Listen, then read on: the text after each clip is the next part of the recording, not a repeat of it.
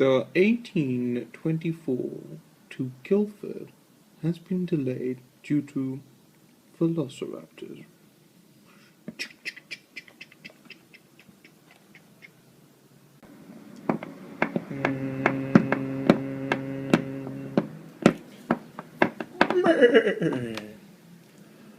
This train has been delayed due to the inevitable effect of the privatization of a previously nationalized industry.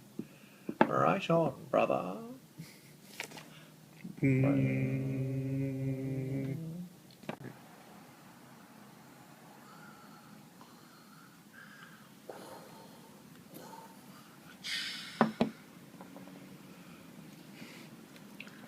This train has been delayed due to a potent combination of ennui and existential angst.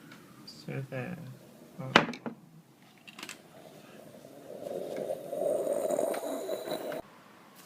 And now, on Radio 4, a brief history of snow. Snow was first reported in 1863 in the small village of Swineshead in Lincolnshire.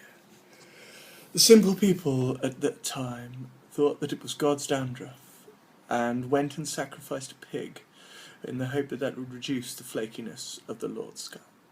One must remember that those were simpler times and superstition was rife. The second half of the 19th century came to be known as the 50 Years of Snow. Queen Victoria was known to be a fan, and snow became the high society dessert of choice. It was also used as a method for freezing children, which was a popular pastime in the Victorian era.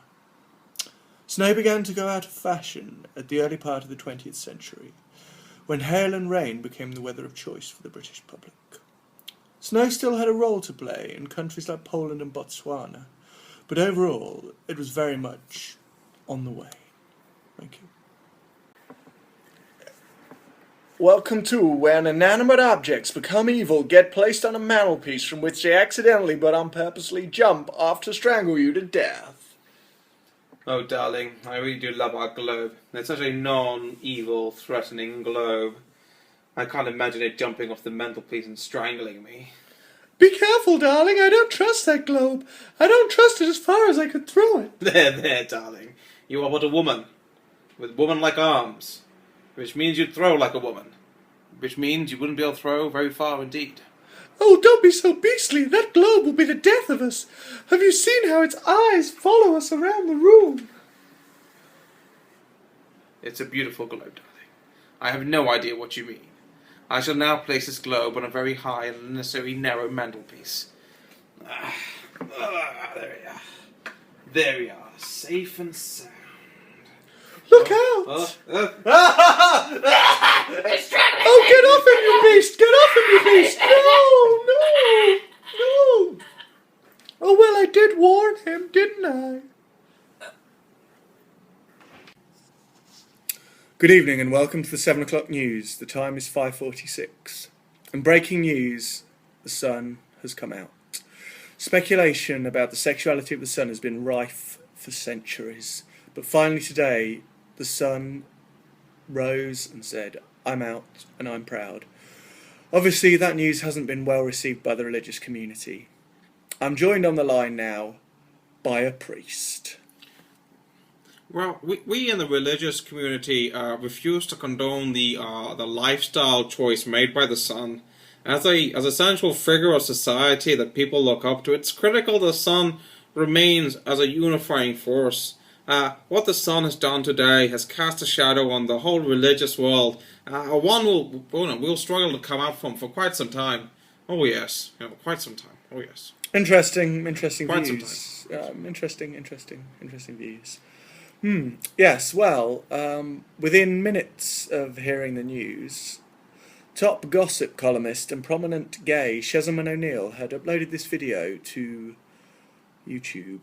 Here's what he had to say. So I'm super excited to find out the sun has finally come out. I'm delighted to have such a hot, flaming piece of gas as a fellow bromo. For me, I've been saying it for a while. The sun was clearly gay. I mean, hello, a man with that many flares. Well, yeah, once again, interesting points of view. But yeah, with the celebrity marriage of the sun to the moon already being tipped as the hottest of next year, these are exciting times. But it's not just the world of celebrity gossip and religion that's been rocked to its core. The world of science also has many, many important questions to answer. To that end, joining us now on the line, it's a scientist. Oh, thanks for having me on the show. We in the scientific community have always speculated on the sexuality of the sun. We assumed at most that the sun was a asexual being, but to find out the sun is actually gay is making us ask deeper questions into the cosmos. For example, what exactly happens between the sun and the moon during a lunar eclipse? Interesting, thought-provoking, and yeah, interesting. So, more on that story later. Now for the sport.